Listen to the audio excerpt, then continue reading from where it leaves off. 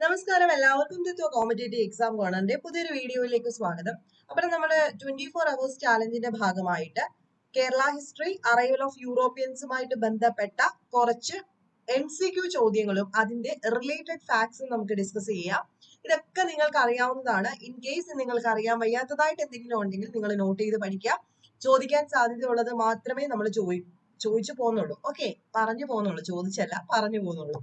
Question number 1, first European. എല്ലാവർക്കും ഏത് കൊച്ചു കുട്ടിക്കും അറിയാവുന്ന ഒരു ചോദ്യമാണ്. ആദ്യത്തെ യൂറോപ്യൻ സീ റൂട്ട് വഴി നമ്മുടെ ഇന്ത്യയിലേക്ക് വന്ന ആദ്യത്തെ യൂറോപ്യൻ ആരാ? വാസ്കോഡ ഗാമയാണ് അല്ലെ. അപ്പൊ വാസ്കോഡ ഗാമയെ പറ്റിയിട്ട് നമുക്ക് പ്രധാനമായിട്ട് പറഞ്ഞിരിക്കേണ്ടത് 7ാമത്തെ സെഞ്ചുറി ആയപ്പോൾ തന്നെ നമ്മുടെ ഇന്ത്യയുമായിട്ടുള്ള ഒരു ട്രേഡ്, യൂറോപ്യന്മാരുടെ ട്രേഡ് അറബ്സ് ഡോമിനേറ്റഡ് ആവാനായിട്ട് തുടങ്ങി. നമുക്കറിയാം യൂറോപ്യയും ഇന്ത്യയും തമ്മിൽ പണ്ട് തൊട്ട് തന്നെ, അതായത് 7ാമത്തെ സെഞ്ചുറിക്ക് മുൻപ് തൊട്ട് തന്നെ കച്ചവടപരമായി പലതരം ബന്ധങ്ങൾ ഉണ്ടായിരുന്നോ എന്നുള്ള ചോദ്യത്തിനുള്ള മറുപടി ഉണ്ടായിരുന്നു.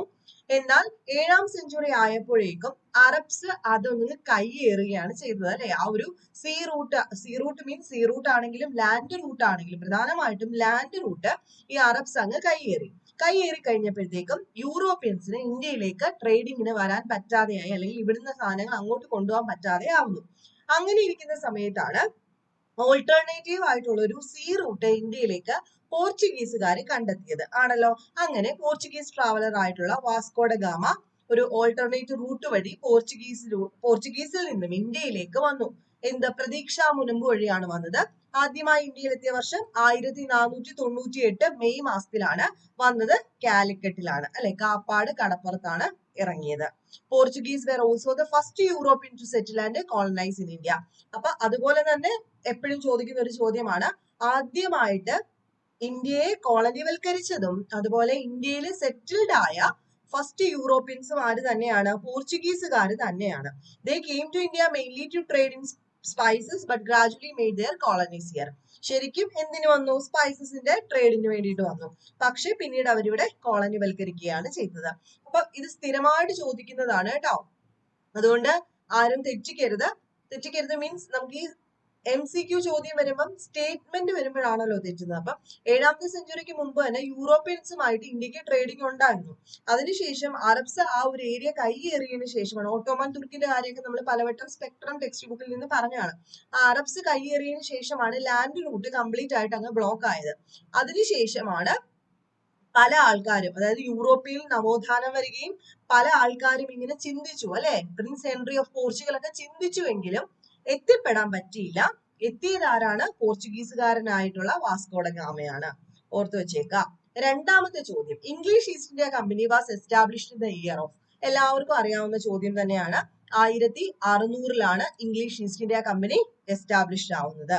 അപ്പൊ നോക്കാം, English East India Company was established on 31st December 1600 as per the Royal Charter issued by the Queen Elizabeth of England. അല്ലെ, എലിസബത്ത് 1 ഇഷ്യൂ ചെയ്ത ഒരു റോയൽ ചാർട്ടറിന്റെ പേരിൽ December 31, 1600 English East India company officially ഉണ്ടാവുന്നത്. It was the first among various East India companies formed by different European countries.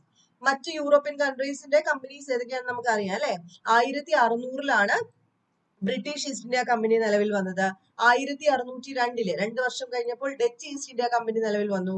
1628 Portuguese east India company നിലവിൽ വന്നു. 1664 French east India company നിലവിൽ വന്നു. ഇതൊക്കെ പ്രീവിയസ് ചോദ്യവുമാണ്. ഇതിന്റെ എല്ലാം വർഷം കൃത്യമായിട്ട് പഠിച്ചു വെക്കുക. ഓക്കെ, അടുത്തത് മൂന്നാമത്തെ ചോദ്യം. Who among the following is regarded as the real founder? Previous ചോദ്യമാണ്. പോർച്ചുഗീസ് കോളനി എംപയറിന്റെ റിയൽ ഫൗണ്ടർ ആരാണെന്നാണ് ചോദ്യം. റിയൽ ഫൗണ്ടർ എന്നാണ് ചോദ്യം. അൽഫോൺസോ ഡെ അൽബുക്കർക്കാണ് പോർച്ചുഗീസ് ഫൗണ്ടർ, അല്ലെങ്കിൽ നമ്മുടെ കോളനിവൽക്കരണം, ഇന്ത്യയിൽ കോളനിവൽക്കരിച്ചത് ആദ്യം ഇവരാണെന്ന് പറഞ്ഞില്ലേ. അപ്പം ഇന്ത്യയിൽ ആദ്യം വന്നത് പോർച്ചുഗീസുകാരൻ വാസ്കോഡ ഗാമയാണ്. അപ്പൊ അതിനുശേഷം Almeida, Francisco de Almeida, Albuquerque, അങ്ങനെ കുറെ ആൾക്കാര് ഗവർണർ ജനറൽ എന്നുള്ള തസ്തികയിൽ ഇങ്ങനെ ഇരുന്നിരുന്ന് പോകുന്നുണ്ടായിരുന്നു. അക്കൂട്ടത്തില് ഇന്ത്യയില് കോളനിവൽക്കരിച്ച പോർച്ചുഗീസുകാരുടെ ഫൗണ്ടർ എന്നുള്ള, അല്ലെങ്കിൽ പോർച്ചുഗീസ് കോളനിയുടെ ഫൗണ്ടർ, അല്ലെ പോർച്ചുഗീസുകാർ ഇവിടെ വന്നിട്ട് ശരിക്കും ആധിപത്യം സ്ഥാപിച്ചത് ആരാണ് എന്ന് ചോദിക്കുവാണെങ്കിൽ അൽഫോൺസോയുടെ അൽബുക്കർക്ക് ആണ്, അദ്ദേഹത്തിന്റെ പേരാണ് പറയേണ്ടത്. അപ്പം ഇദ്ദേഹത്തെ റിയൽ ഫൗണ്ടർ എന്നാണ് വിളിക്കുന്നത് കേട്ടോ. പോർച്ചുഗീസ് കോളനി എംപയർ ഇന്ത്യയിലെ റിയൽ ഫൗണ്ടർ എന്നറിയപ്പെടുന്ന അൽബുക്കർക്കാണ്. ഇദ്ദേഹം എന്താണ് ഗോവ പിടിച്ചെടുത്ത വർഷം ചോദിക്കാറുണ്ട്. എന്നാണ് 1510 ഏത് യുദ്ധത്തിലൂടെയാണ് പിടിച്ചെടുത്തത്? Battle of Goa. 1510 battle of Goa ആ ഒരു യുദ്ധത്തില് സുൽത്താൻ ഓഫ് ബീജാപൂരിൽ നിന്നാണ് ഇദ്ദേഹം ഗോവ പിടിച്ചെടുത്തത്. പ്രീവിയസ് ചോദ്യമാണ്. സുൽത്താൻ ഓഫ് ബീജാപൂരിൽ നിന്നാണ് ഇദ്ദേഹം 1510 ഗോവ പിടിച്ചെടുക്കുന്നത്. ആരാ പിടിച്ചെടുത്തത്? അൽബുക്കർക്കാണ്. കൃത്യമായിട്ട് പഠിച്ചു വെക്കുക. പ്രീവിയസ് ചോദ്യം 1510 ബാറ്റിൽ ഓഫ് ഗോവയില് അദ്ദേഹം എന്ത് പിടിച്ചെടുത്തു? ഗോവ പിടിച്ചെടുത്തു. ആരുടെ കയ്യിൽ നിന്നാണ്? With the force of Sultan of Bijapur, Adil Shah and established a Portuguese colony in Goa. Okay. അതുപോലെ he started the first Portuguese mint and issued coins in gold, silver and bronze. Previous ചോദ്യം important ആണ്. ഇദ്ദേഹമാണ് ആദ്യമായിട്ട് ഒരു Portuguese mint issue ചെയ്യുന്നത്. അതുപോലെ coins issue ചെയ്തത് എല്ലാം ഇദ്ദേഹമാണ്. ഗോൾഡ്, സിൽവർ, ബ്രോൺസിൽ എല്ലാത്തിലും കോയിൻസ് ഇൻട്രൊഡ്യൂസ് ചെയ്തത് ആരാണ്? അൽബുക്കർക്കാണ്. അതുപോലെ തന്നെ മാരേജ് അലയൻസ് നമ്മൾ എപ്പോഴും പറയുന്ന ഒരു പോയിന്റ് ആണ് കേട്ടോ. പോർച്ചുഗീസുകാർക്ക് മറ്റു ആൾക്കാർ, അതായത് നമ്മുടെ ഇന്ത്യൻ വുമണുമായിട്ട് കല്യാണം കഴിപ്പിക്കുക, അങ്ങനെ അവരെ നമ്മുടെ ഇടയിലേക്ക് ഇറക്കുക എന്നുള്ള ഒരു ലക്ഷ്യത്തിലേക്ക് കൊണ്ടുവരാനായിട്ട് എൻകറേജ് ചെയ്തത് ആരാണ്? അൽബുക്കർക്കാണ്. അപ്പൊ marriage alliance with Indian womens, പോർച്ചുഗീസുകാർക്ക് ഇന്ത്യൻ വുമൻസുമായിട്ട് മാരേജ് അലയൻസ് വേണം എന്നുള്ള ഒരു ആവശ്യം മുന്നോട്ട് വെച്ചതും എൻകറേജ് ചെയ്തതും അൽബുക്കർക്കാണ്. He was the first to abolish the practice of sati, which was in vogue in that time near the Portuguese colonies in Goa. ഇദ്ദേഹമാണ് ഈ സതി നിർത്തലാക്കണം എന്നുള്ള രീതിയിലേക്ക് ആദ്യം സംസാരിച്ച പോർച്ചുഗീസുകാരൻ. അതുപോലെ തന്നെ വിജയനഗര സാമ്രാജ്യം, അതായത് ഏറ്റവും ഇമ്പോർട്ടന്റ് ആയിട്ടുള്ള ഒരു സാമ്രാജ്യമാണ്. നമുക്ക് എപ്പോഴും PSC ഇപ്പൊ ചോദിക്കുന്ന ഒരു ഏരിയയും കൂടെയാണ് വിജയനഗര സാമ്രാജ്യം. സോ അത് നിങ്ങൾ ഈ മുഗൾ എംപയർ പഠിക്കുന്ന സമയത്ത് വിജയനഗര സാമ്രാജ്യം കൂടെ ചേർത്ത് പഠിക്കുക കേട്ടോ. അപ്പൊ അവരുമായിട്ട് ഒരു ഫ്രണ്ടൽ റിലേഷൻ കീപ്പ് ചെയ്ത ഒരു റൂളർ ആയിരുന്നു ആരെന്ന് പറയുന്നത്? അൽബുക്കർക്ക്. ഓക്കെ. അടുത്തത് നോക്കാം. Who among the following was the last East India Company to be formed? ഏറ്റവും അവസാനം ഫോം ചെയ്തത് നമ്മൾ ഓൾറെഡി ഇപ്പൊ ഇവിടെ പറഞ്ഞതേ ഉള്ളൂ. വർഷം 1664 ആരാ? ഫ്രഞ്ച് ആണ് അല്ലെ. 1664 ഫോം ചെയ്ത ഫ്രഞ്ച് ആണ് ഏറ്റവും അവസാനം. ആദ്യം വന്നത് 1600 ഇംഗ്ലീഷ് ഈസ്റ്റ് ഇന്ത്യ കമ്പനി. അപ്പൊ 1664 എന്ത് വരുന്നത്? French east India company form ചെയ്തത്, അവസാനം ഫോം ചെയ്തതാണ്. അതുപോലെ തന്നെ ഓർത്ത് വെച്ചേക്കുക, അവരുടെ ഫസ്റ്റ് ഫാക്ടറി എന്ന് പറയുന്നത് സൂററ്റിലായിരുന്നു. 1668 സൂററ്റിലാണ് ഇവരുടെ ഫസ്റ്റ് ഫാക്ടറി. 1669 ഒരു ഫാക്ടറിയും കൂടെ അവർ പറഞ്ഞു. എവിടെ? മസുലിപട്ടണത്തിലാണ്.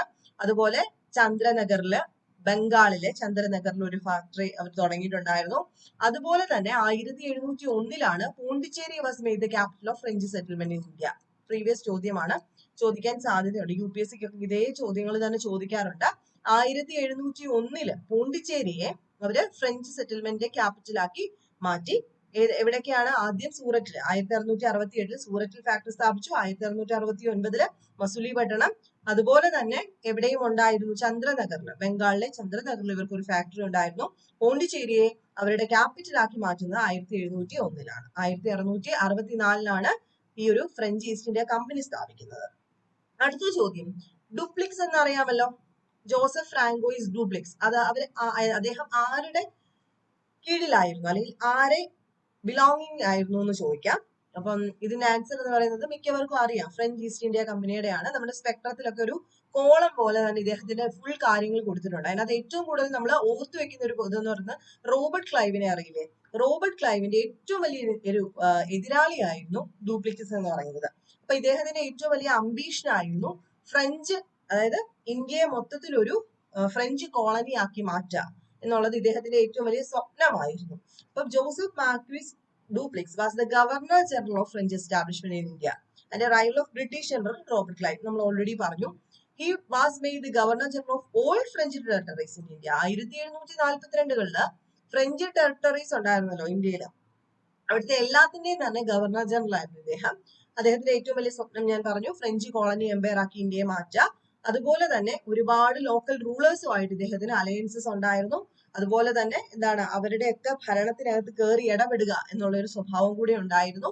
അതുപോലെ ഇദ്ദേഹത്തിന്റെ ഏറ്റവും വലിയ ഒരു ആഗ്രഹം എന്ന് പറയുന്നത് ടെറിട്ടോറിയൽ എക്സ്പാൻഷൻ. ഈ പറഞ്ഞതുകൊണ്ട് തന്നെ നമുക്ക് എങ്ങനെയെങ്കിലും ആ ഒരു ഫ്രഞ്ചുകാരുടെ അധിനിവേശം ഇവിടെ എല്ലാം പിടിച്ചെടുത്ത് പോകണം, ടെറിട്ടറി അക്വയർ ചെയ്ത് പോകണമെന്നായിരുന്നു. അതുകൊണ്ട് തന്നെ ഫ്രഞ്ചുകാരും ബ്രിട്ടീഷുകാരും തമ്മിൽ നമുക്കറിയാം കർണാട്ടിക് യുദ്ധങ്ങൾ ഉണ്ടായിരുന്നു അല്ലെ. അപ്പം Dupleix plan for territorial expansion become a reason for conflict between French and British will lead to the Carnatic war. ഇദ്ദേഹത്തിന്റെ ഒരു താല്പര്യമായിരുന്നു ടെറിട്ടോറിയൽ എക്സ്പാൻഷൻ. ഇത് പിന്നീട് വീണ്ടും വീണ്ടും പോയാണ് ബ്രിട്ടീഷുകാരും ഫ്രഞ്ചുകാരും തമ്മിൽ അടിയായിട്ട് അത് പിന്നീട് കർണാട്ടിക് യുദ്ധത്തിലേക്കൊക്കെ നയിച്ചത്. കർണാട്ടിക് യുദ്ധം നോക്കിയിട്ട് പോവാം. അടുത്തത് English East India company establish their first factory എവിടെയാണ്? സൂററ്റിലാണ് അല്ലെ. സൂററ്റിലാണ് ഇവര് ഇംഗ്ലീഷ് ഈസ്റ്റ് ഇന്ത്യ കമ്പനി ആദ്യമായിട്ടൊരു ഫാക്ടറി സ്ഥാപിച്ചത്. ഈ പോയിന്റ്സ് എല്ലാം നമ്മൾ എപ്പോഴും പറയുന്ന പോയിന്റ്സ് ആണ്. English East India company had sent captain Hawkins to the court of Mughal emperor. ആരുടെ കോർട്ടിലേക്കാ വിട്ടത്? ജഹാംഗീറിന്റെ കോർട്ടിലേക്ക് ക്യാപ്റ്റൻ ഹോക്കിങ്ങിനെ ഇംഗ്ലീഷ് ഈസ്റ്റ് ഇന്ത്യ കമ്പനി അയച്ചു. 1608 എന്തിനു വേണ്ടിയിട്ടാണ്? സൂററ്റിൽ ഒരു ഫാക്ടറി പണിയാനായിട്ട് പെർമിഷന് വേണ്ടിയിട്ട്. അപ്പൊ ആദ്യം ചെന്നപ്പം ജഹാംഗീർ എന്ത് ചെയ്തു? അങ്ങനെ 1613 ജഹാംഗീർ ഇത് സമ്മതിച്ച ഒരു farman permitting the East India company to establish its first factory at Surat. 1608 പോയി 1613 സമ്മതിക്കുന്നത്. അങ്ങനെ ഒരു പെർമിഷൻ ഒക്കെ കൊടുത്തു സൂററ്റിൽ ഫാക്ടറി തുടങ്ങാനായിട്ട്. അങ്ങനെ അവര് ഫാക്ടറി തുടങ്ങുന്നത് 1613 അതിനുശേഷം 1616 അവർ ഒരു സെക്കൻഡ് ഫാക്ടറി തുടങ്ങി മസൂലി പട്ടണത്ത്. ആരാ? English East India company.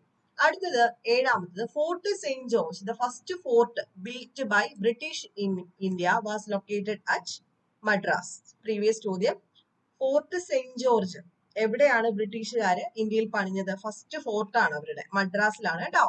1639 British purchase the land in Madraspatnam from Raja of Chandragiri established Fort Saint George there.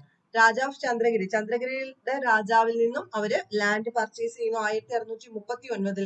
അതിനുശേഷം അവർ പണിഞ്ഞ ഫോർട്ടാണ് സെയിന്റ് ജോർജ് എന്ന് പറയുന്ന ഫോർട്ട്. ഇത് കംപ്ലീറ്റഡ് ആയത് 1644 ഏപ്രിൽ 23 പണി തീരുന്നത് കേട്ടോ. അന്ന് എന്തായിരുന്നു? സെന്റ് ജോർജ് ഡേ ആയിരുന്നു. അതുകൊണ്ടാണ് അങ്ങനെ ഒരു പേര് വന്നത്. Soon it became the hub of merchant activity and gave birth to new settlement area surrounding it is called Georgetown. പിന്നീട് ഒരു മെർച്ചന്റ് ആക്ടിവിറ്റി ഏരിയ ആയിട്ട് അത് മാറുന്നു. പിന്നീട് അതിനെ അറിയപ്പെടുന്നത് ജോർജ് ടൗൺ എന്നൊക്കെ ആയിരുന്നു. ഓക്കെ. അടുത്തത് എട്ടാമത്തത് the privilege of free trade right were granted to the English East India company in 1717 by the Mughal emperor. ആരുടെ കയ്യിൽ നിന്ന്?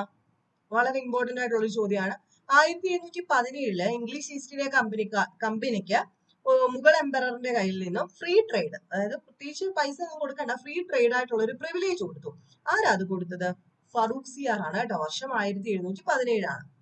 അപ്പം ഈ ഒരു ഫറൂഖ് സിയാർ മുഗൾ എംപറർ ആവുന്ന 1713.